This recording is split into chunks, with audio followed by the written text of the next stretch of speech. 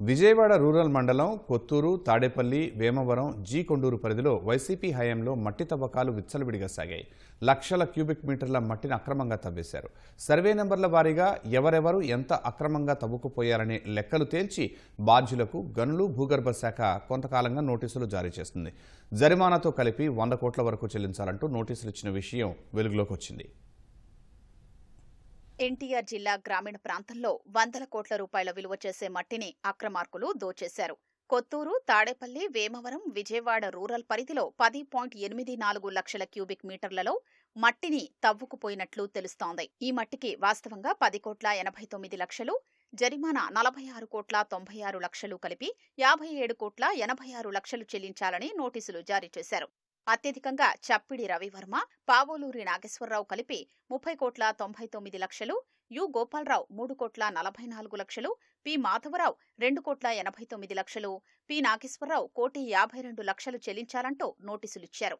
Mega engineering సంస్థ కూడా అనుమతి తీసుకున్న దానికంటే అదనంగా తవ్వేసినందుకు 16,92,00,000 చెల్లించాలని తాఖీదులిచ్చిన విషయం వెలుగులోకొచ్చింది.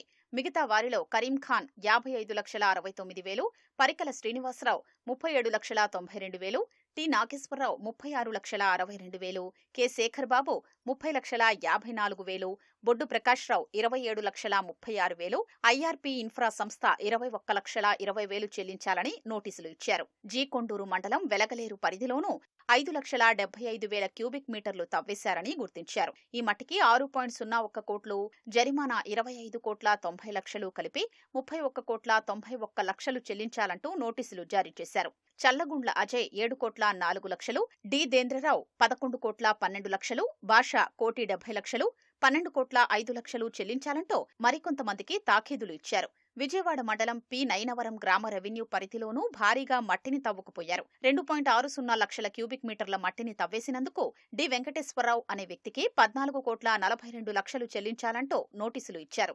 నోటీసులు ఏడాది కిందటి నుంచే జారీ చేయడం ఆరంభించారు. ఇప్పటి వరకు వీటిపై ఎలాంటి చర్యలు తీసుకోలేదు. దీంతో సర్కార్ ఖజానాకు రావాల్సిన డబ్బుల్ని రికవరీ చేసే ఉద్దేశం అధికారులకు ఉందా లేదా అనే సందేహాలు వెల్లువెత్తుతున్నాయి.